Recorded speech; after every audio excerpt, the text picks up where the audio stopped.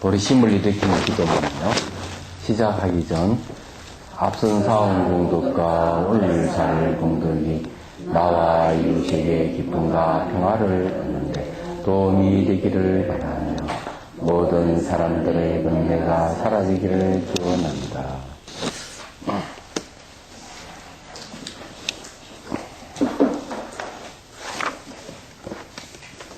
자, 법시는 지혜의 몸. 공부할 차례.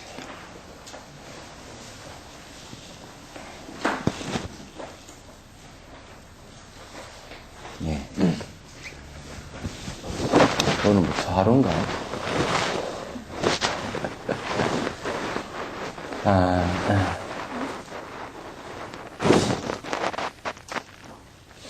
이제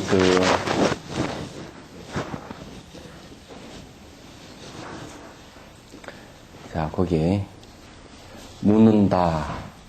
모든 부처님의 법신에 색상이 없다고 하면 어떻게 색상을 나타낼 수 있는가? 그렇죠. 법신은 색상이 없어요. 색상을 어떻게 하면 나타날 수 있느냐는 거죠. 그 법신은 우리가 뭐 진여라든지 뭐 이렇게 공성 같은 이야기예요. 그렇지만 법신이라 했을 때는 이제 그 색신, 법신 이렇게 이제 얘기를 하잖아요. 이 몸신자가 들어갔기 때문에 이게 이제 그냥 진여라든지 공성이라든지 불성이라든지 같은 뜻을 갖고 있지만은 여기는 이제 색신과 상대돼서 이제 얘기하는 것이라 생각을 해야 돼요. 왜냐하면 그 부처님은 중생을 구제를 하시는 분이기 때문에 색신이 없으면은 중생 구제를 할 수가 없어요. 그 왜 그런가 하면은 중생들은 모양이 있는 걸 봐야만 인정하니까요. 그 얘기하자면. 그러면 이제 이 본성이 법신이라면은 법신은 색상이 없는데 어떻게 그러면은 색상을 나타낼 수 있느냐 하는 것은 상당히 중요한 문제죠. 야, 답한다. 법신 그 자체가 색의 바탕이기 때문에 색상을 나타낼 수 있는 것이다. 그러므로 원래부터 색과 마음은 둘이 아니라고 하며 색의 본성이 곧 지혜이기 때문에 색의 바탕은 형상이 있을 수 없어 법신을 지혜의 몸이라고 하며 지혜의 본성이 곧 색이기 때문에 법신은 어느 곳에나 있다고 합니다. 자, 여기서 이제 그 얘기하는 내용은 이제 상당히 재밌습니다. 이제 법신은 색상을 떠났다고 한다면은 그러면은 어떻게 색상을 나타낼 수 있느냐 이렇게 얘기를 하니까 여기서 하는 얘기가 이 법신이라고 하는 색의 바탕이다. 색의 바탕이기 때문에 색상을 나타낼 수 있다. 이랬습니다. 이게 이제 중요하죠. 그 다음에 이제 그 마음과 색은 둘이 아니다고 했죠. 그러면 이것도 상당히 재미가 있는 거죠. 이 색이라고 하는 것이 이제 이 마음하고 둘이 아니다 이런다면 마음이 이제 색을 나타내는 것이다 이렇게 봐야 되겠죠. 색의 본성이 곧 지혜이다 또 이랬잖아요. 지혜라는 것은 바로 법신하고 같다는 얘기입니다. 그렇기 때문에 그 법신은 지혜의 몸을 얘기하고 또 지혜의 본성이 또 색이다 이죠. 그렇기 때문에 이제 법신은 어느 곳에나 있다. 그래 색상이 있는 곳에는 이런 색상이 있는 곳은 다 법신이 다 있다는 거죠. 그러니 중생을 구제하기 위해서 이 색신을 나타낼 수 있는 것도 이제 이런 원리에서 그런 것이다. 이렇게 얘기를 할 수가 있습니다. 이 색은 물질인데, 그죠? 물질의 바탕은 법신이다. 이런. 그런데 물질하고 마음은 둘이 아니다. 이렇게 했죠. 그럼 물질은 결국 마음에 의해서 나타나는 것이니까 둘이 아니다. 그럼 그인데 어떻게 좀 가능할까? 그렇죠. 과학적으로 보면은 우리가 살고 있는 이 모양과 색깔이라 하는 것은 사실은 전부 다 마음에 의해서 나타난 것이지, 우리가 생각하는 이 세계는 전부 다 파장의 세계, 미립자의 세계잖아요. 파장의 세계는 모양과 색깔이 없어요. 근데 그런 것이 이제 인연화합에서 나타나는데, 색깔 누가 결정하는 얘기죠? 마음이 결정한다는 거죠.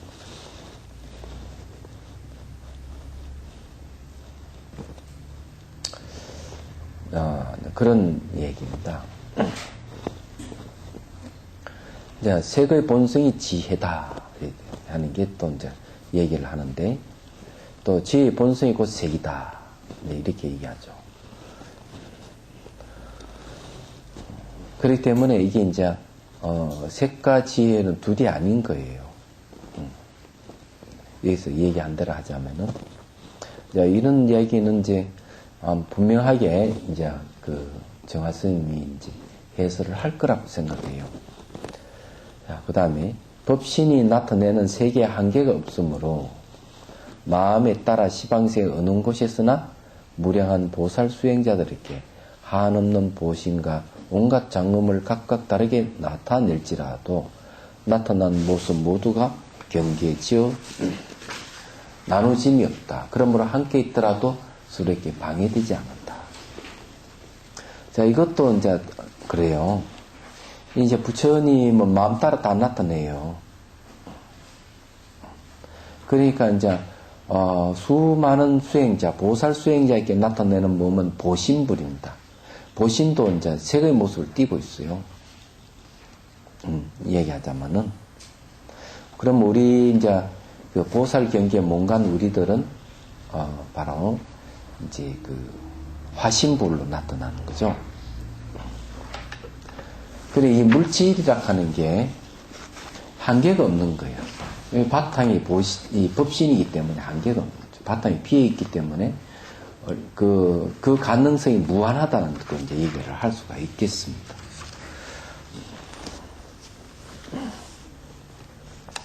자, 이것은 진여가 자제하게 작용하는 모습으로 범부의 마음과 인식으로 분별하여 알 수 없다. 이제 이 진여가 자제하게 작용한다는 건, 진여가 사실은 이제 법신이기 때문에 또 지혜의 몸이거든요. 그래서 이걸 이제 여기서 결론 지어가지고 진여가 자제하게 작용한다. 자, 이렇게 얘기를 하는 거죠. 자, 일단은 우리가 여기서 그 풀어야 할 숙제는 뭔가 하면은, 형상 없는 것이 사실 모든 현상의 바탕이 된다는 것. 그러니까 그게 어떻게 형상을 나타내는, 법신이 형상을 나타내는 바탕이 될 수 있느냐. 형상 없는 것에서 형상이 어떻게 생기느냐. 이게 대해 이제 우리가 알아야 될 부분이라고 생각을 합니다. 만일에 이제 그걸 안다면은 우리가 보고 듣고 하는 이 보이고 들리는 이 세계가 색상의 세계인데, 이 색상의 세계 본질을 깨뜨려 볼 수 있는 계기가 되는 것이죠.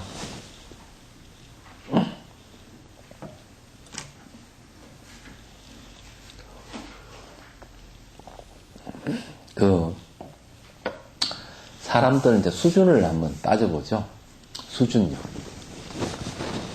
수준을 따져보면은 대개 이제 표피적인 어떤 것, 모양과 색깔을 논하는 것은 아이들 수준이에요. 아이들은 모양과 색깔만 따지는 겁니다.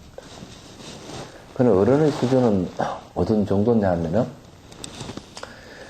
그 사용처라든지 그 어떤 그 가치를 갖고 있는 가치를 논하는 겁니다. 모양과 색깔을 가치를 이게 이제 보통 어른들의 생각이에요.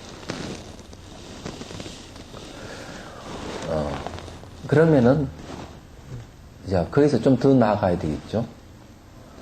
더 나아가서 논하는 건 뭔가 하면은 우리가 가치를 논해 가지고 우열을 가리거나 그것이 전부 다 그 돈하고 연결시켜서 볼 수가 있죠. 있긴 있는데 그 자체가 어떻게 해서 그렇게 이루어졌느냐, 이런 모양과 색깔을 이룰 수 있습니까? 하는 걸 이제 생각하기 시작하면은, 그 다음에 이제 이 어른의 수준을 넘어가서 이제 수행제 수준을 들어가는 거죠. 영적 수준입니다. 그쯤 되면은. 그럼 생각하는 거에 대해서 한번 수준을 따져보죠. 생각하는 거. 보통 이제 생각을 할 때, 그냥 한번 생각을 한다. 이건 이제 보편적으로 누구나 다 알죠. 그런데 그 일어나는 생각은 내용에 막 흐득거리는 사람이 있죠. 과거에 트라우마가 있다면은 그게 반복해서 막 생각이 일어난다 하는 괴로운 거죠. 그게 막 똑같은 생각이 계속 반복이 일어나거나 그 괴로운 생각들이 없어지지 않는 거죠. 힘듭니다. 생각의 내용에 따라서 막 이래저래 헤아리고 이걸 분석하고 저렇게 하더라도 끊임없이 일어나는 이 생각을 어떻게 할 수가 없는 거죠. 그래서 우울증 걸리는 사람들이 많이 생깁니다. 그게 학생이든 어른이든 관계없어요.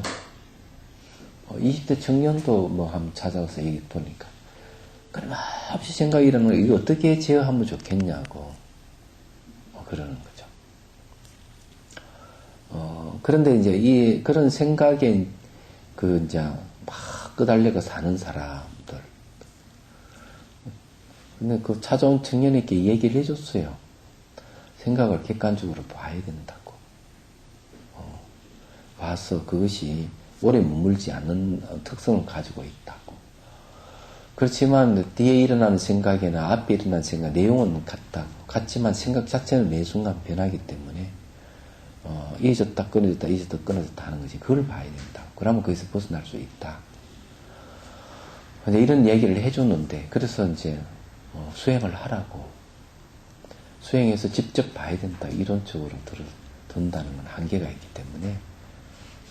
그런데 그새 참지 못하고 올 때는 한 3개월 있다가 수행하겠다 해놓고는 갈 때는 그냥 행간히 가버리는 거예요. 근데 알고 보니까 생각이 너무 많아가 생각에 휘둘려가지고 올 때는 굳게 마음을 먹고 왔다가 또 생각이 싹 바뀌어가지고 또 가버리는 거죠. 이거는 뭔가 하면은 자기 생각이 걸려서 살아가는 사람이죠. 자기 생각대로 막 변하는 거죠. 그러니까 오래 있지를 못하는 거죠. 생각을 계속 바꾸고 가는 거죠. 이런 사람은 누가 딱 붙들어가지고 수행을 이제 시켜야 되는데 본인의 생각이 걸려가지고 그래서 못 벗어나는 이상은 참 힘드는 거거든요. 얘기하자면. 그래서 내가 보기에는 그런 수행 인연이 없는 거죠. 근데 본인이 굉장히 똑똑하다고 또 생각하고 있어요. 또. 그러니까 자기 생각에 문제가 있다 하는 걸 해결하고자 하는 마음도 있지만은 너무 똑똑하다고 생각하니까 들어보니까 시원찮다 싶으면 그냥 가버리는 거죠. 그러니까 본인이 좋은 인연을 이제 차버린 거죠. 얘기하자면. 그냥 수행을 하지 않고 말로 들어서 해결해 보려고 하니 되느냐. 수행해서 점검을 받고 이래야 된다고 하니까 이게 귀찮은 거지. 간섭한다 생각하니까 도망가버리는 거죠. 근데 이제 이런 게 이제 일반적으로 일어나는 수준의 그냥 수행자 수준은 뭔가 하면은 바로 생각을 객관적으로 보는 것이죠. 생각의 내용에 따라가서 막 휘둘리는 게 아니고 그런 생각을 객관적으로 사물보지 보고 어떻게 바뀌어가는가 변화를 보는 거죠. 그걸 지켜보게 되면 이제 마음에 변화가 일어나는 거죠. 잡을 수 없다. 생각의 내용이 아무 화려하고 좋은 것이라도 잡을 수 없다 하는 것. 생각의 내용이 아무리 슬프고 좀 절망적인 내용이라 하더라도 그것이 변한다고 생각하면 결국 잡을 수 없는 거죠. 그래 잡을 수 없다면 생각할 수도 없는 거죠. 생각할 수 없다면 그 변화를 그냥 지켜보기만 하면 돼요. 지켜보기만 하면은 속에 들어있던 것이 자꾸 없어지는 거죠. 내 속에 있는 불편한 마음이 자꾸 없어져 가는 거예요. 그래 마음이 쉬어져 가는 거죠. 점점. 그건 얼마나 좋아요. 그런데 이제 정말 그렇게 되기만 하면 좋지만은 어느새 그래 보고 있다고 생각이 딱 걸리면 또 생각 따라서 막 헤매고 이러저러 또 해버리는 거예요. 그래서 이 수행한다는 게 쉬운 게 아니에요. 생각을 객관적으로 보는 훈련이 그래서 필요한 거예요. 그래, 여러분들이 이제 내가 생각하고 싶을 때 생각하고 하고 싶지 않을 때 안 하고 이래야 된다. 제가 이제 수준을 얘기를 했는데, 이게 이제 모양과 색깔도 똑같다 하는 거죠. 이 표피를 얘기하는 게 아니고, 그거 어떻게 이루어졌느냐? 그럼 그게 어떻게 변해가느냐? 이 변화를 봐야만이 본질을 깨뜨려 볼 수가 있는 거예요. 이제 이런 게 있는 거죠. 그러면 이제, 정화 스님의 이제 해설을 한번 들어보죠. 네. 법신 부처님은 연기법이다 이랬어요. 법신 부처님이란, 이 법신 부처라는 게 중요해요. 법신 부처는 형상이 없다, 모양이 없다 그러면 어떤 식으로 없느냐 하는 게 있어요. 자, 없는 거는 내지 않은 실체가 없는 것도 없는 거죠. 그럼 시간적 끊임이 변한다면은 색상을 찾을 수가 없죠. 변하니까. 잡을 수 없으니까. 아까 제가 이제 무상을 얘기한 이유 그거예요. 계속 변한다면 생각이 변하고 대상의 모양, 색깔이 변한다면 잡을 수 없는 거죠. 생각할 수도 없는 거죠. 그러나 이 법신을 얘기할 때 내지 않은 실체가 없는 비어있는 식으로 얘기하느냐, 아니면 매 순간 변하는 이 무상의 이치로서 법신을 얘기하느냐, 그런 것이죠. 같이 이제 색상이 없는 거니까. 아니면 둘 다 얘기를 하느냐. 한번 봅시다. 법신 부처님이란 모든 생명들의 생명 활동을 가능케 하는 관계의 그물망이 연기법입니다. 그러면 정화 스님은 내전 실체가 없는 공이라든지 매 순간 변하는 무상으로서 형상 없는 법신을 보는 게 아니고 연기법으로서 법신을 얘기를 하고 있다. 연기라 하는 관계성이죠. 자, 이 사후 관계성을 얘기하면은 또 이 일정한 고정된 색상을 얘기를 할 수는 또 없습니다. 자, 관계성이 도대체 이게 어떤 의미가 있는가 한번.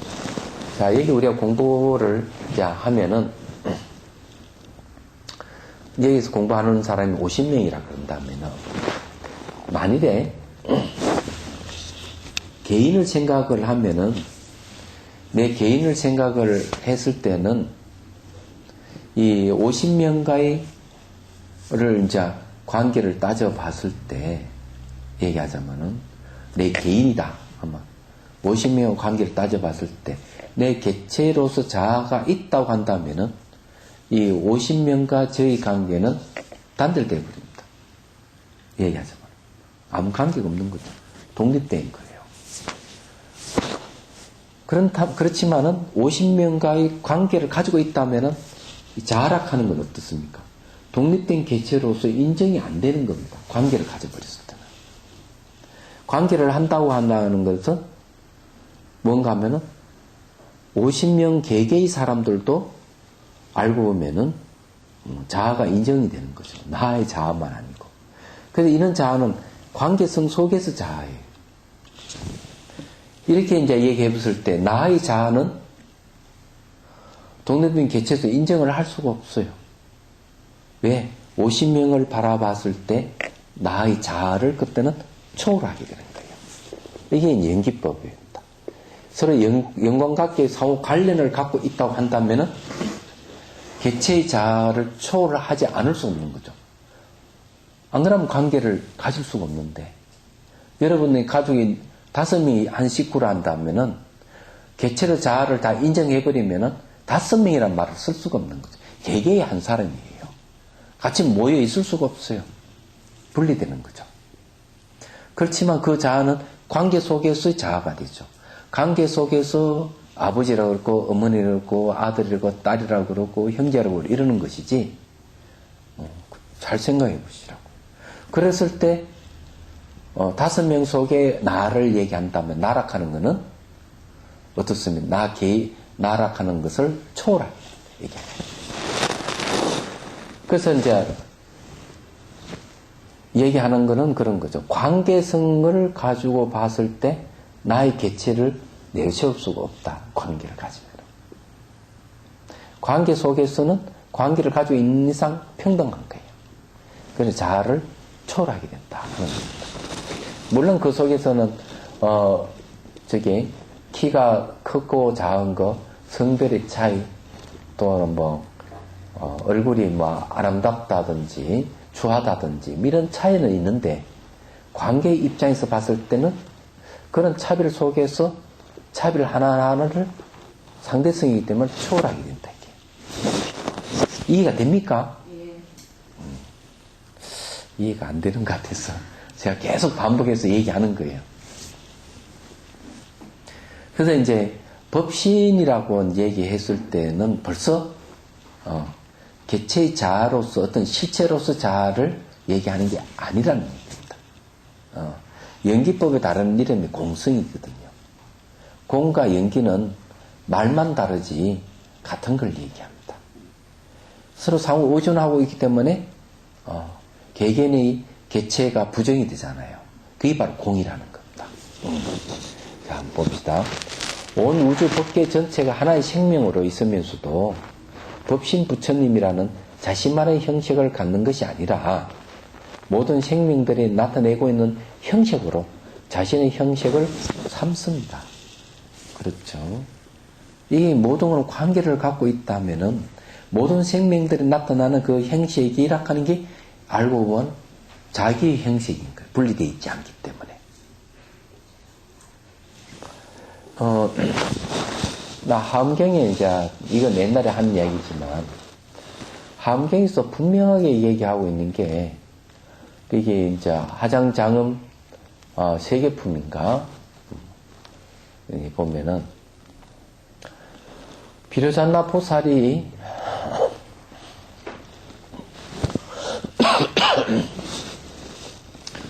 (20천을) 한 세트로 해서 수많은 세계를 창조를 하는 거예요. 그래서 이제 비로자나 부처님이 된단 말이에요. 그런데 거기서 이야기하는 게 그러면 이런 우주는 다 형식을 갖고 있는 이 우주의 체성은 뭐냐? 그죠? 그러니까 부처님의 음성과 빛이다 이렇게 얘기하는 거예요. 근데 그 부처님이 누구냐 이게 비로자나 부처님의 음성이고 비로자나 부처님의 빛이라는 거죠. 빛으로 이루어졌다. 그럼 요즘 과학으로 얘기하면 광자입니다. 빛광자. 이 음성도 파장이거든요. 광자도 하나의 파장이에요. 사실은 같은 성기를 갖고 있죠. 알고. 그걸로 이루어졌다 이렇게. 그래서 이제 하엄 사상에서 하는 얘기가 뭐를 얘기하나? 산란만상 온 우주가 비로자나 부처님이다. 그래서 비로자나 부처님의 털구멍 속에 삼천대천세계가 있다. 그러면은 한 세계를 일천으로 본다면은 태양계가 하나가 일천이 하나의 하늘이에요. 이게 천개가 모이면은 천개의 하늘이 되는 작은 하늘을 이루고 또 소천이 또 천개가 모이면은 중간 하늘을 이루고 또 중천이 천개에 모이면 대천 된다는 거죠. 그게 이제 삼천대천세계예요. 그래서 과학자들이 이것을 수학적으로 계산해 보니까 태양계 10억 개의 태양계가 삼천대천세계예요. 그럼 삼천대천세계라 하는 말은 뭔가 했더니만 한 부처님이 중생을 교화할 수 있는 영역을 얘기합니다. 삼천대천세계예요. 그럼 비로자나 부처님 털구멍 속에 있는 삼천대천세계 이 한 부처님이 교화할 수 있는 영역인 거예요. 그러면 털구멍이 뭐 한 개인가? 그래요, 그죠? 근데 그걸 다 통합해서 비로자나 부처라고 얘기하는 거예요. 그러면 이 비로자나 부처를 법신불이라고 이렇게 얘기하는 겁니다. 그렇게 얘기해. 형식이 없는 거죠. 근데 그 본질이 전부 다 비로자나 부처님의 음성과 빛으로 이루어졌다. 그러면 그걸 다른 말로 하면은 바로 법신 부처님은 바로 연기법이다. 이렇게 얘기하는 거죠. 그렇게 보면은.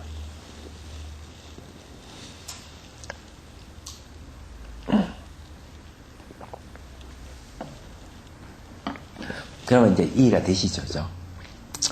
야, 너무 거창하게 이야기하니까 참, 뭐, 그죠? 황당한 이야기잖아요. 그죠? 근데 이제 우리 수준이 이제 그 전에 또 얘기했지만 수준을 높여야 된다고 했죠. 몸을 자아로 여기는 거는 하위 수준이고, 마음을 자아로 여기는 중위 수준이고, 그리고 몸과 마음을 자아를 이제 초월하기 시작하면 상위 수준이 있고, 그때서야 세계를 볼 수 있는 눈이 생긴다. 상위 수준에 갔을 때 본다. 그래 이게 이제 상위 수준의 의식이 와 있는 사람들은 어떤 운동을 하고 있는가 하면은 환경 운동하는 사람들은 상위 수준이 와 있고 이런 사람들. 관계성 속에서 보거든요. 그 전에 제가 얘기했죠. 그림을 그리면 이런 이제 그림을 한번 그려보죠. 이게 제일 밑층이 뭔가 하면은 여기 미립자 세계입니다. 미립자 세계인데 미립자가 다시 또 고위를 형성한 게 뭔가 하면은 물질계죠. 물질계를 형성하고 고위에서 이제 식물이 있고 그 다음에 동물이 있고 요위가 뭔가 하면은 인간이 있다고요. 인간층이 있는 거예요. 얘기하자면. 근데 이 인간은 사실은 밑에 걸 다 이걸 포함하고 있는 게 인간이에요. 다 포함하고 있어요. 이제 인간계가 이제 여기 있는데, 전부 다. 인간이 뭘 얘기하는가 하면은, 환경 파괴를 하는 겁니다. 지금 인간이 하고 있는 게 환경 파괴예요. 그 중에 하나가 이제 잘 듣는 이산화탄소잖아요. 이산화탄소가 이제 많이 이제 배출되죠. 그래가지고 이것을 인해 가지고 지구 온난화가 이제 화가 이루어집니다. 지구 온난화 이루어지는데 그 남극과 북극이 지금 막 빙하가 막 녹기 시작하면서 해 수면이 이제 높아지기 시작한 거죠. 지금 이야기하자면. 근데 이산화탄소라 하는 게 많이 생겨가지고 배출대가 지구 온난화가 왔다.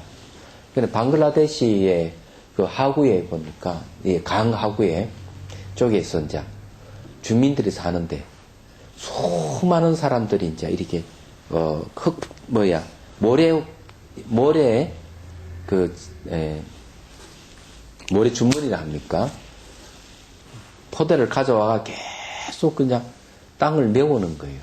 근데 한쪽에서는 물이 흘러가면서 땅을 계속 붕괴되는 겁니다. 그러니 서 있는 땅이 붕괴되니까 사람도 물러서고 그러면서 계속 수많은 와가 좀 했는데 안 되는 거야. 이게. 땅이 계속 유실되어 가는 거죠. 그래서 수많은 사람들이 터전을 잃어가고 있는 거죠. 그래서 이제 이게 왜 그러냐 이게요. 하니까.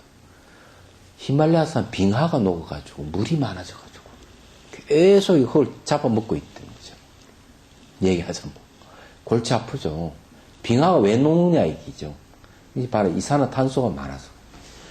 이산화탄소를 배출하는 게 뭔가 하면은 화석연료가 있습니다. 화석연료가 하나 있고, 하나는 동물을 키우는 거죠, 동물. 동물을 키우는데, 이거는, 쇠고기라든지, 쇠고기 등 갖가지 고기를 사람들이 먹으라는 거죠. 그러면은, 동물들이 그 배설물, 하품, 방기인이 좀 탄소예요. 그러니까 이게 엄청난 환경을 오염시켜요. 저는 이게 동물의 배설물의 하품이 뭐 관계가 있나 했더니만, 자비선사에 얼마 떨어져 있지 않는, 한 20분 거리에라 그럴까, 있는 산 속에 보니까 도령인데, 그게 이제 축사가, 냄새가 진짜 지독한 거야. 공기 다 오염되어 있어요, 그게. 축사가 있거든요. 그런데 이런 게 왜 생기느냐 하면은, 이게 바로 인간 탐욕에서 비롯된 거죠. 인간의 탐욕에서 고기를 먹고 화석연료를 쓰고, 그 다음에 이산화탄소가 생기면서 지구 온난화 해가지고, 바로 환경이 파괴되는 거죠, 결국 가서는. 난리 나는 거죠. 그런데 또 한편 인간은 뭔가 하면은, 환경운동을 하죠. 환경운동을 하는 걸 뭔가 환경 파괴하면 안 된다는 거죠. 얘기하죠. 자, 이게 환경을 파괴하면 뭐 해야 되느냐? 인간의 환경 파괴하면은 뭐가 죽는가 하면은 요 동물계하고 식물계하고 다 무너져 버립니다. 이 두 층이 무너져 버려요. 동물계, 식물계 무너져 버리면은 인간도 같이 무너지게 되죠. 대신에 요게 물질계와 이 미립자에서의 이 세계는 무너지는 게 아니에요. 그리고 중간 계층이 무너져 버리면 위도 같이 무너져 버립니다. 이걸 아는 사람들이 환경운동하고 이거 고기 먹으면 안 된다 얘기하죠. 화석연료를 줄여야 되고 친환경 에너지를 개발해야 된다. 이걸 얘기를 하는 거예요, 사람들이. 이런 사람들이 이런 걸 봤기 때문에 이제 의식 수준이 상위 수준의 의식으로 와 있는 거죠. 한편은 인간들이 이렇게 환경을 파괴하는 한쪽에서는 환경을 자연 환경을 복원해야 된다. 파괴하면 안 된다. 이렇게 나서는 거죠. 좀 그러고 있는 거예요, 지금.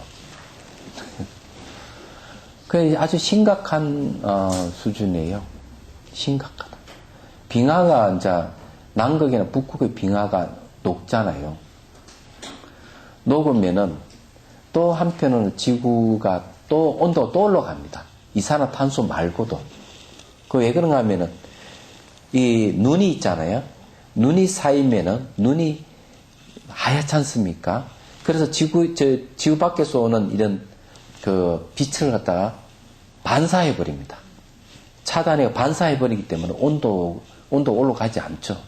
그런데 남극과 북극이 이 빙하가 다 녹아버리면 지구가 더 안 더워질 것이다, 이게. 열을 흡수하니까. 땅이라든지 물은 흡수하거든요. 그런데 이게, 눈은 이게 반사를 한단 말이에요. 이런 문제가 있는 거죠. 얘기하자면.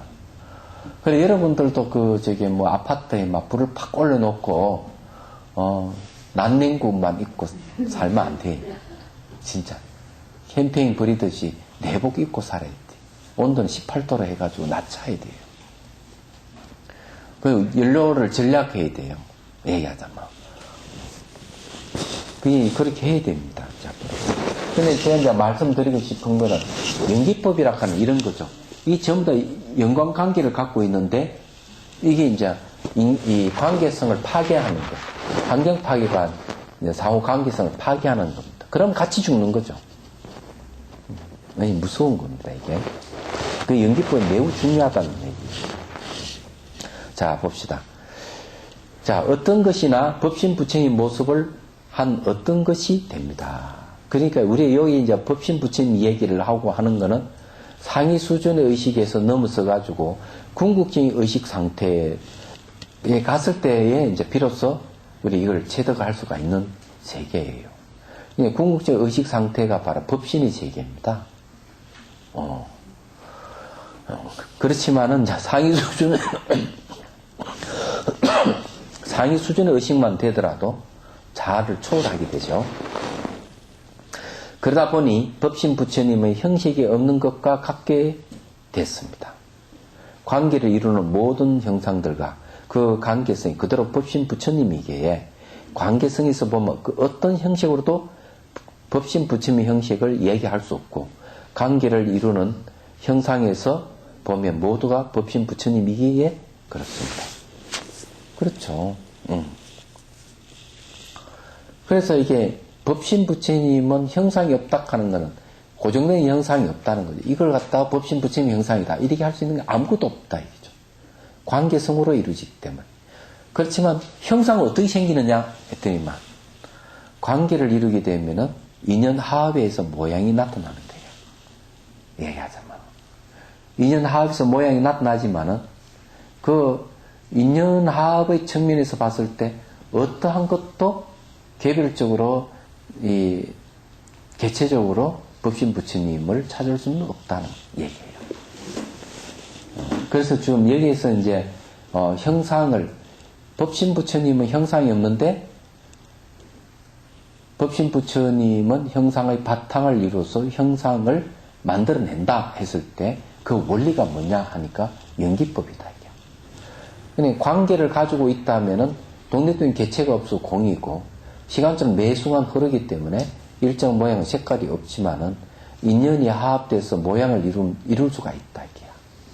근데 인연 화합이라 하는 건 언제든 또 시간 속으로 또 해체가 될 수가 있는 것이죠. 그래서 이 법신 부처님은 어느 한 인연을 가지고 법신이라 얘기하는 게 아니고 전 우주 자체 이 자체가 바로 연기법이기 때문에 또 인연 화합을 이루게 하는 근본 바탕이 되기 때문에 형상은 바탕은 비어 있으면서도 형상을 이룬다 하는 거죠. 그게 연기법이에요. 그러면 이해가 되시죠? 연기법이다. 이게.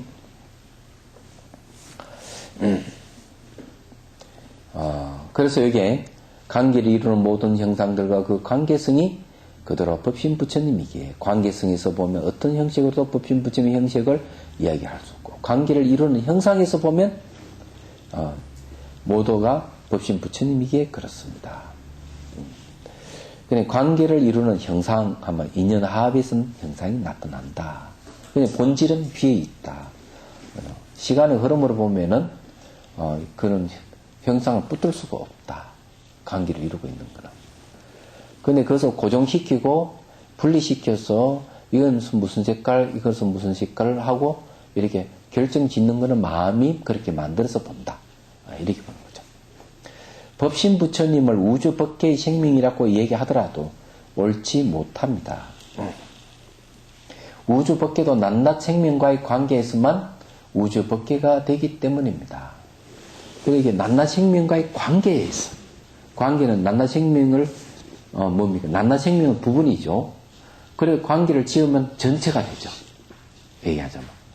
그래서 낱낱 생명의 부분이 관계에서 왜 되는가? 우주 법계가 되기 때문에 전체가 된다 이 말이지. 되기 때문에 보이는 모두와 법신이면서도 자신의 모습을 고집하지 않고 고집할 수가 없죠. 생명 나눔을 이루고 있는 데서 법신의 작용이 드러납니다.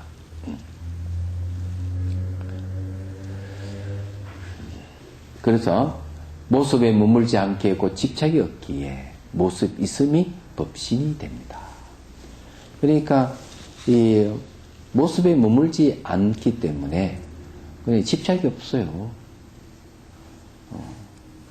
그러면 이걸 뒤집어서 얘기하면은 이 모습에 머물지 않는다는 것은 시간의 흐름상으로 보지만은 인연상으로 보면 늘 모습을 이루고 있다는 것이죠.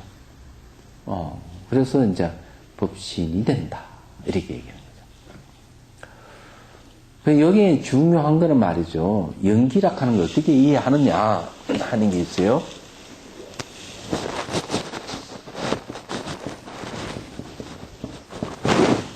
연기는 보면은 자 서로 인연이 되는 거죠. 하면은 원인과 조건에 의해서 조건을 얘기하는 거. 또 하나는 매 순간 변하는 무상을 얘기합니다. 순간순간 변한다. 얘기하자면.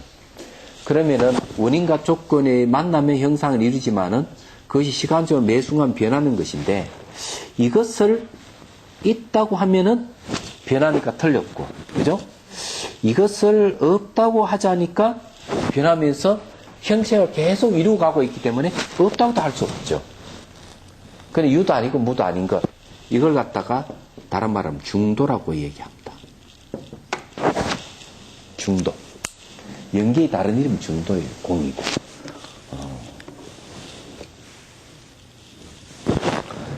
그래서 우리가 이게 이제 이 세상을 어떻게 보느냐. 무상의 시각에서 보느냐, 공의 시각에서 보느냐, 연기의 시각에서 보느냐. 각각 다르게 볼 수 있지만은 이 세 가지는 다르지 않는 거예요. 또 하나 더 붙이면은 유라고 할 수 없고 무라고도 할 수 없는 바로 중도다. 이렇게도 얘기할 수 있고.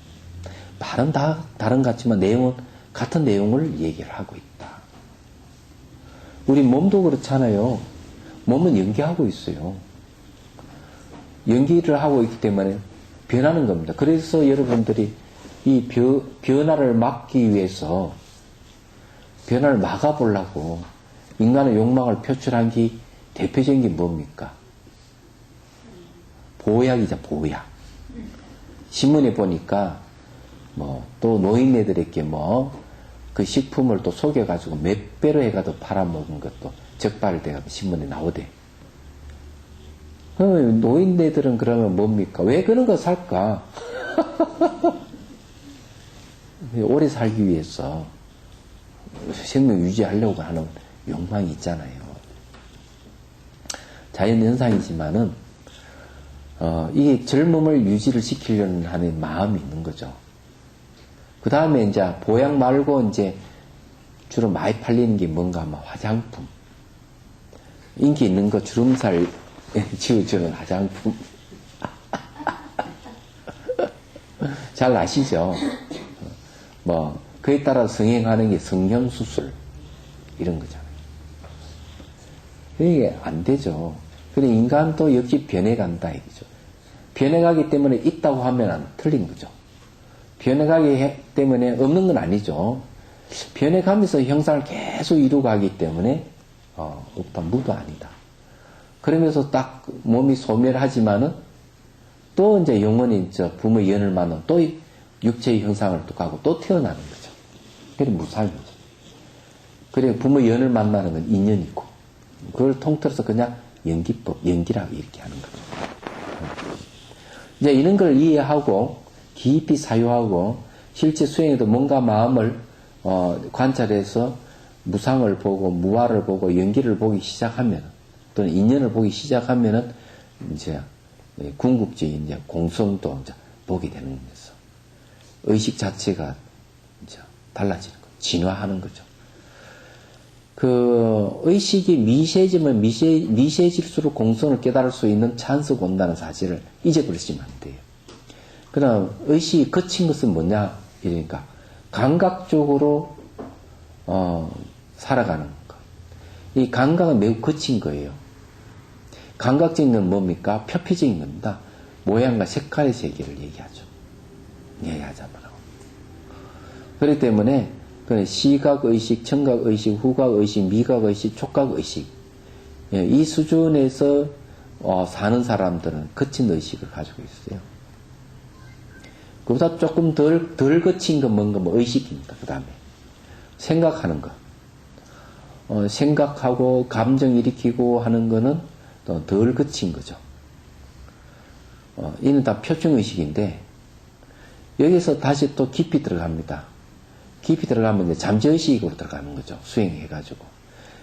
수행해서 이제, 이, 감각의식이 사라지면은 이제 순정이 들어가는데, 의식만 남아있는 것도 또 계속 의식을 관찰 대상으로 해서 수행을 해가면은, 또 탐진치 만익이라는 거친 의식이 사라지면은, 그 다음에 그 지혜로서 이제, 뭐 들어가는가 하면 잠재의식의 그 자아관념을 없애가는 수행을 하죠. 자아관념을 없애가는 수행하면서 없어져 가면은 그 다음부터 공성이 제대로 드러나기 시작하는 거죠. 물론 그 전에 공성이 드러나긴 하지만은 의식상의 공성과 미세한 그 자아의식, 말라식 차원에서 공성은 다른 거예요. 이야기하자면. 수행을 깊게 들어가면 말라식을 자기가 본다 말입니까? 말라식 볼 수 있죠. 아리아식도 볼 수 있어요.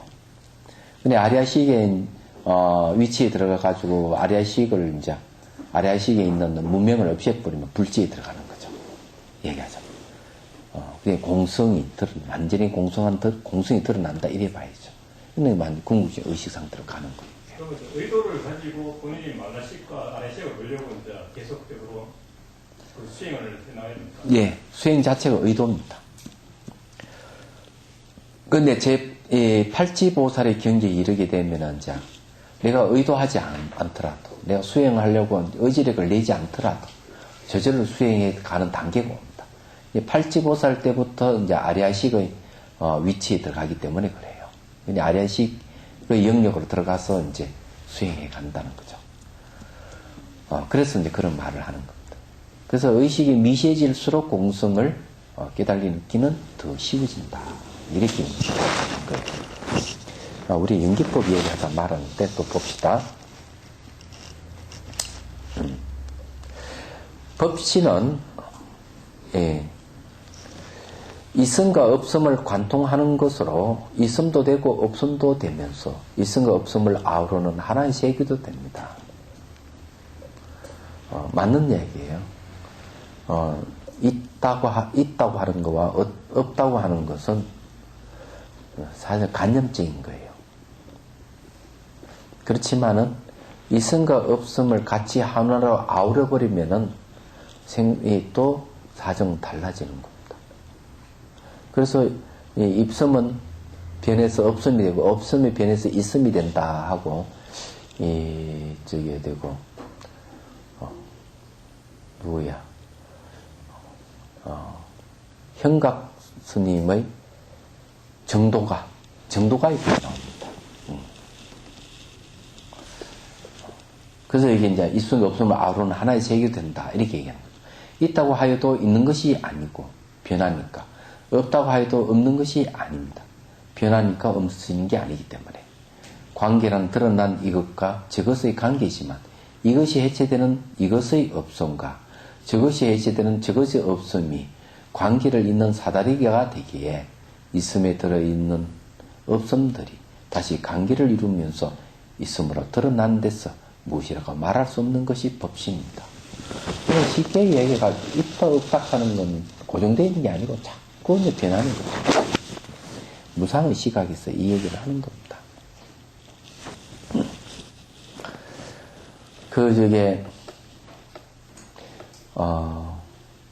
나이가 들면은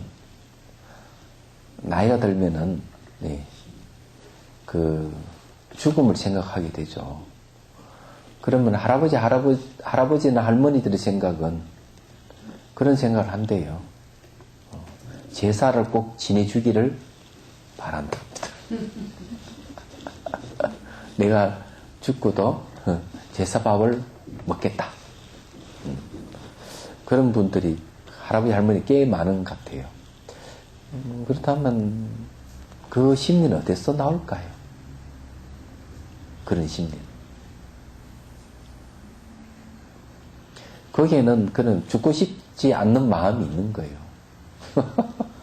죽음에 대한 공포가 있죠.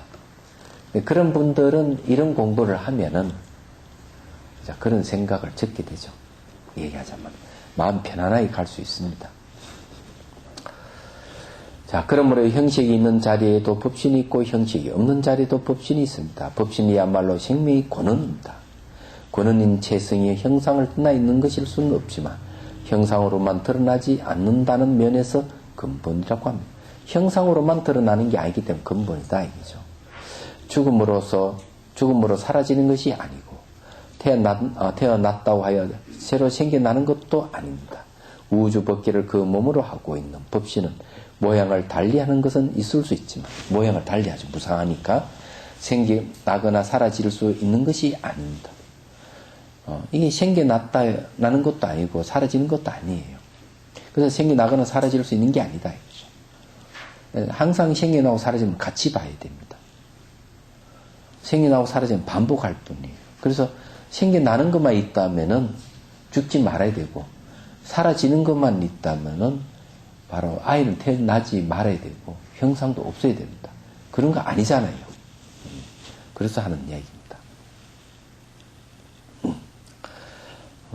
그래 이것이 우리들의 근본이며 마음자리입니다. 결국 그 법신이 우리 마음을 이야기하는데, 한 바퀴 돌았는데 우리 마음이 얼마나 커졌습니까? 개체로서 자아를 주장하는 마음에서 관계성이라는 연기법의 시각에서 봤을 때 이 마음의 크기는 유한합니까? 무한합니까? 무한하죠. 그러니까 우리는 유한의 존재가 아니고 무한의 존재예요. 알고 보면. 그래서 형상을 갖고 아이고 죽니 마니 이래 하지 마세요. 죽음을 임박해도 두려움, 이것만 잘 깨뚫어 보면은 이해를 잘하면은 죽음에 대한 두려움이 없으니까. 그렇지만은 이제 아마 서운해하는 사람들은 이런 사람일 거예요. 태생적으로 얼굴에 못생긴 사람은 어때요? 아이고 빨리 죽어서 세문 받아야 되겠다 이 생각을 할 거예요. 안 그래요? 못생겼으니까. 그럼 잘생기려면 어떻게 하는가 한번. 그냥 못생겨서 빨리 죽어 태어나겠다는 건 안 돼요, 그거는. 그건 뭐 잘생긴 얼굴을 가지려면은 공양을 해야 되네. 꽃을 공양한다든지 이렇게 공양을 해야만 그 공덕으로 다음에 얼굴 잘생긴 부모를 만나가 얼굴이 잘생긴 얼굴을 태어날 수 있죠. 얘기하잖아. 하지만 내가 잘생기고 미인이라고 생각하는 사람은 죽는 것은 싫은 거지. 이 미모를 계속 유지를 해야 되니까. 안 그렇습니까? 그래도 걱정할 건 없어. 미인은 다음에 태어나도 미인일 수는 없어요. 그래서 그분도 역시 그 상태 유지하려면 마음을 곧게 쓰고 보시 공양을 많이 해야 됩니다. 얘기하자면. 그렇게 해야만 돼요. 그래 좋은 부모를 만날 수 있죠. 안 그래요?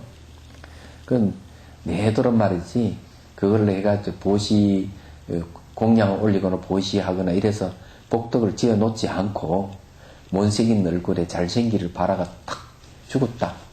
인간은 태어나는데 막 이런 부모를 만날 거예요. 부모 다 그냥 성형수술 해가지고 성형수술한 미남 미녀를 만날 거예요.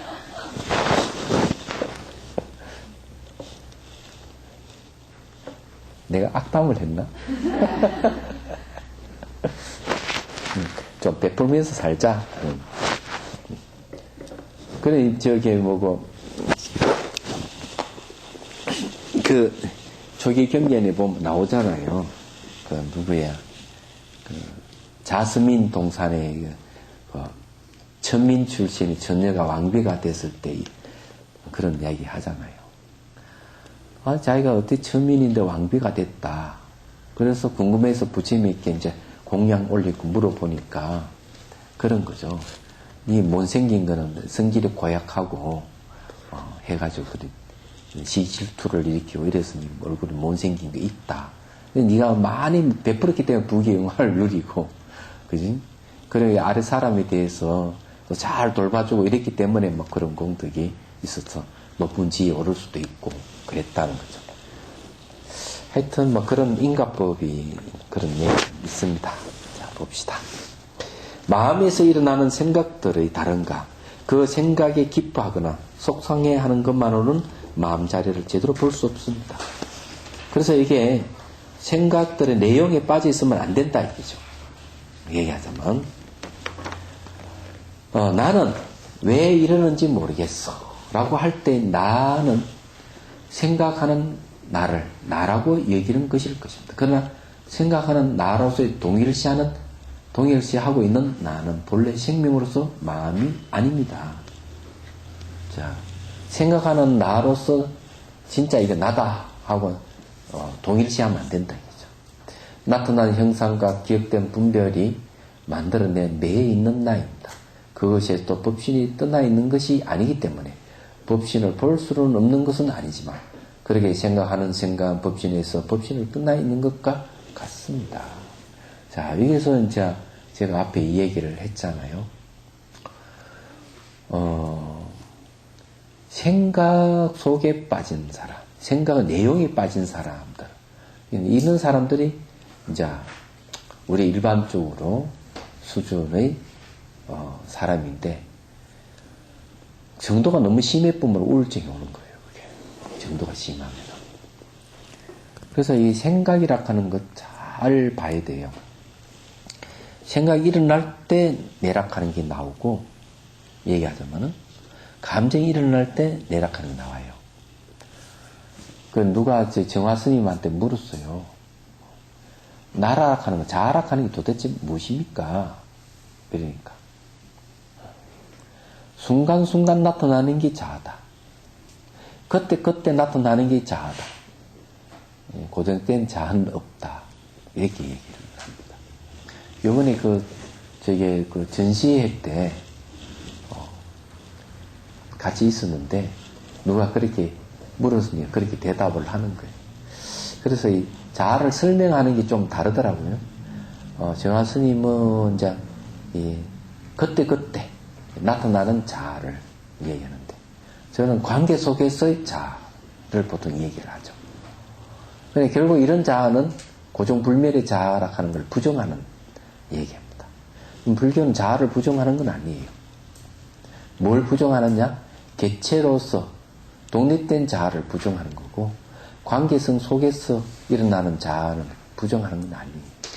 또 그때 인연 따라 일어나는 자아도 부정하지 않습니다. 그건 실체성이 똑같이 없는 것이기 때문에 그런 거. 그런데 이제 이 생각이 일어나면 나락하는 게 일어나게 돼 있어요. 그래서 생각의 내용에 따라서 이 주장하는 나락하는 것이 강하기도 하고 약하기도 하고 그러는 거예요. 그래서 이제 이 수준이 올라가려면 감정이나 생각을 객관적으로 볼 수 있어야 된다. 이렇게 이제 말씀드릴 수가 있는 거예요. 나타난 형상과 기억된 분별이 만들어낸 나타난 형상이라든지 내가 기억하고 있는 그런 기억된 분별. 앞서 어떤 기억을 해놨는데 분별에 의해서 이루어진 기억이죠. 그런 것들이 만들어내 매여있는 나라는 거죠. 그것에는 법신이 떠나 있는 것은 아니죠. 아니기 때문에 법신을 볼 수 없는 것은 아니에요. 볼 수 있겠죠. 그렇지만은 생각하는 생각은 법신에서 법신을 떠나 있는 것 같다. 법신 속에 있으면서 법신을 늘 떠나 있는 것 같이 그런 거죠. 자기를 못 본다. 법신은 한계와 한계를 너머를 자유롭게 넘나드는 것으로 어떤 색상으로도 나타나지만 그곳에서만 머무는 것이 아닙니다. 형식에도 머물지 않는 어떤 것이 있는 것이 아니다. 형식으로 드러난과 동시에 형식을 허물고 있는 관계의 건물망으로 형식으로 나타난 것과 형식으로 나타나지 않는 것들의 본체입니다. 자, 형식에 머물지 않는 형식으로 드러난 것 동시에 형식을 허문다 그랬죠. 이 말은 뭔가 일어난과 사라짐이 동시성을 갖고 있어요. 하나는 생기면은 반대로 사라지는 게 있는 거예요. 그래서 일어나고 사라지면 동시입니다. 같은 한 계기에서 일어나는 거예요. 그래서 뭔가 마음을 관찰해보면 알 수가 있어요. 그래서 이게 형식으로 드러난 것 동시에 형식을 물고 있는 관계의 근무망 이런 말을 쓰는 거죠.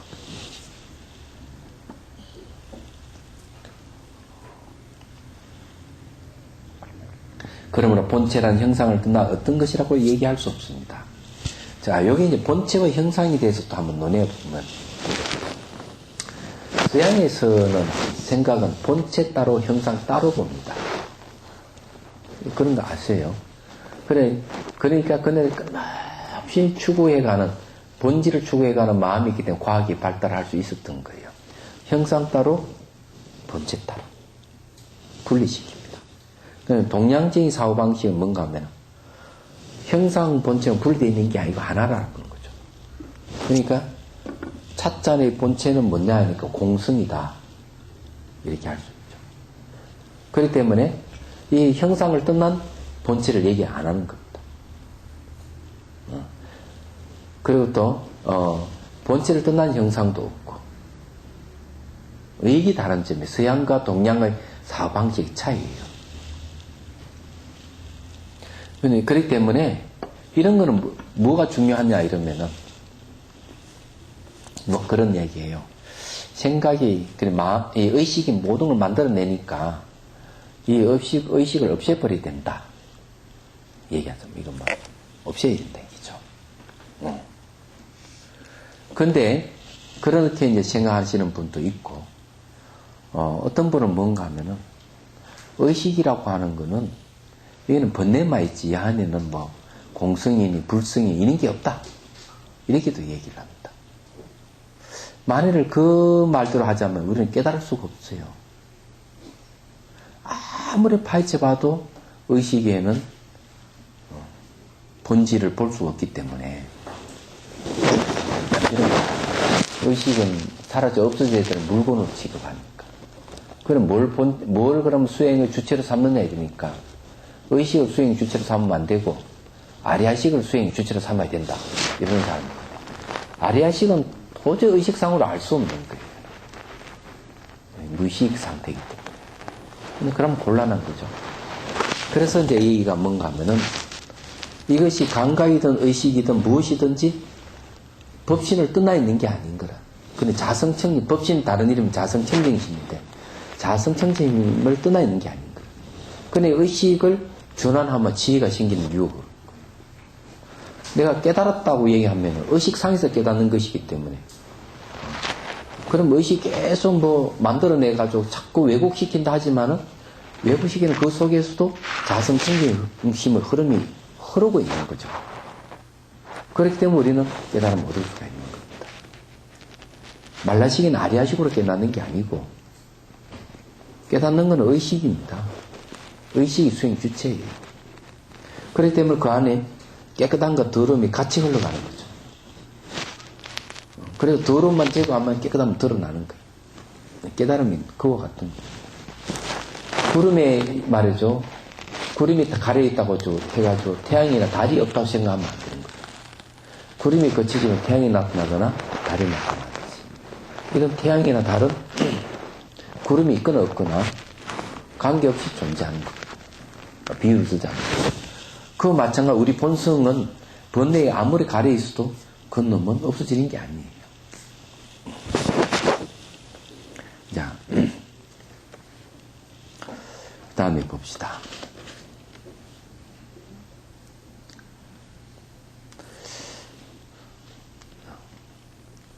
그러므로 본체라는 형상을 떠나 어떤 것이라 얘기할 수 없습니다. 모든 형상 그대로가 본체이면서 형상이 머물지 않는 것, 그 형상을 허무는 것도 또한 본체입니다. 형상도 따로 없고 형상을 허무는 것도 따로 없습니다. 형상을 만들면서 형상을 머물고 있는 전체가 본체입니다. 그러니까 동시성이죠. 일어남과 사라짐이 동시성을 얘기합니다. 그 자체 그대로 본체되겠죠. 형체의 경계가 뚜렷하게 보이지만 형체 그 자체를 실상에서 보면 결코 자신의 경계에 갇혀 있는 것이 아닙니다. 이거 이렇게 백날 얘기해도 하면 안 되죠. 여러분 그거 아세요? 방에 있잖아요. 방 밖에서 내가 잊어버리지 그거 찾아야지 하고 방문을 열고 문지방을 딱 넘어서는 순간 잊어버리는 현상. 그 경험해 보신 분이 계시죠? 네. 왜 그렇다고 생각해요? 참 희한한 일이죠. 그런데 방에 이게 문턱을 싹 없애버리면은 왜 현상이 생기는가 하면은 내가 뭘 잊어버렸다 해서 방에 들어가 바로 기억나가 찾습니다. 문지방을 딱 만들어서 딱 넘는 순간 잊어버린다는 거죠. 이야, 참 경이한 거예요, 이게. 이게 그 과학자들이 연구해본 바로는 그런 게 있는 거죠. 경계선이 있으면 경계를 넘어가 버리면은 벌써 상황이 바뀌어버리는 거죠. 그것도 잊어버린다는 거죠. 네, 건망증이 바로 이제 그래서 생기는 거예요. 참, 미국에서 별게 다 실험을 다 그 사람들. 그래서 제가 말씀드리시면 여러분도 똑같아요. 앉아있을 때 다 기억하고 다 이해를 하지만은 딱 서게 되면 상황이 딱 경계가 바뀌어버리는 순간 다 잊어버리는 거예요. 이거 법당에 문자하고 세우면 되겠네. 예? 문자하고 세우면. 문지방을 없앨까? 참, 골치 아픈.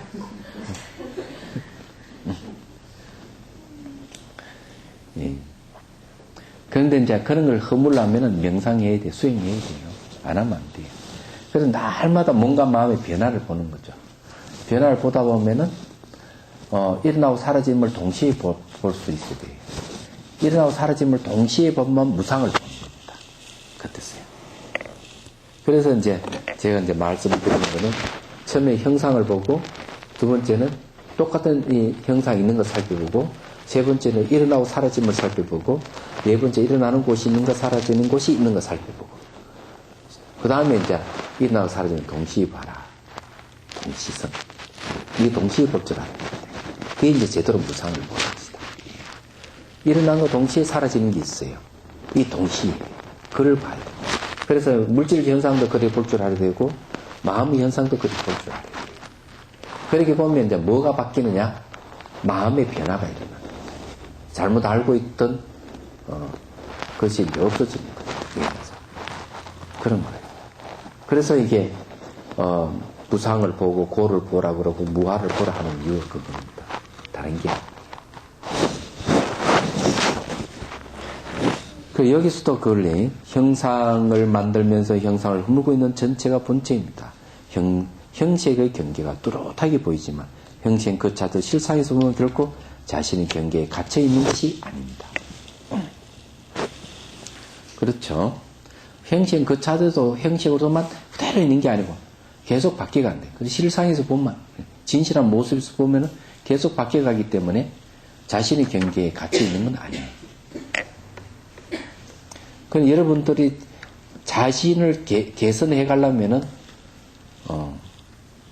이런 그 이치를 알아야 되는 거죠. 형식으로 나타나는 몸의 보이지 않는 생명 활동은 우주적 생명 활동입니다. 그래서 유식에서는 우주적 존재로서 몸과 마음의 활동을 의식으로는 알 수 없다고 하였습니다. 의식은 의식의 한계 너머로 볼 수 없습니다. 너무 커도 너무 작아도 볼 수도 알 수도 없습니다. 의식은 의의 기억이 만들어 놓은 분별과 현재의 인식이 합쳐진 데서 일어나는 인식이므로 의의 분별이 의식의 한계가 됩니다. 그래서 마음을 시락화했습니다. 그래서 이게 의식을 뭐로 전환해야 되는가 하면 지혜로 전환시켜야 돼요. 망념의 기억을 내려놓으라는 뜻입니다. 망념가는 허망을 망자 쓰는데 왜 허망을 망자 쓰는가 하면은 이게 머물지 않기 때문에 변하기 때문에 그래요. 그래서 이 망념이라 하는 거는 매 순간 변하는 걸 붙들고 있으면 망념이 되는 거예요. 이게 정념이 아니에요. 그래서 망념의 기억이라 하는 건 지나간 거죠. 지나간 것을 기억하고 있는 거죠. 그럼 지나간 건 벌써 망념인데 그걸 붙들고 있는 거죠. 그러면 힘들어요. 이걸 내려놓는 게 바로 쉬는 것이다. 그래 쉰다는 것은 몸과 마음의 흐름을 지켜보면서 지혜의 성품이 활동하도록 하는 것입니다. 지켜보고 알아차리는 지성이 망념의 분별 경계를 보게 될 때 조금씩 마음자리를 보고 법시인 연기법을 이해하게 됩니다. 이게 중요한 건 뭔가 몸과 마음의 흐름을 지켜봐라. 몸과 마음의 흐름을 탁 지켜보면 흐름 몸이 무상이잖아요. 무상을 잘 지켜보는 거. 지켜보면은 아까 얘기했듯이 잡을 수 없다 이게요. 붙들 수가 없으면은 마음 속에 있는 불편한 게 다 그냥 내려놓게 되는 거, 쉬게 된다 이거죠. 그러면서 이제 뭘 보게 되는가 하면은 내 마음이 이제 쉬어지면서 조금씩 마음 자리를 본다 이거죠. 쉽죠, 그죠?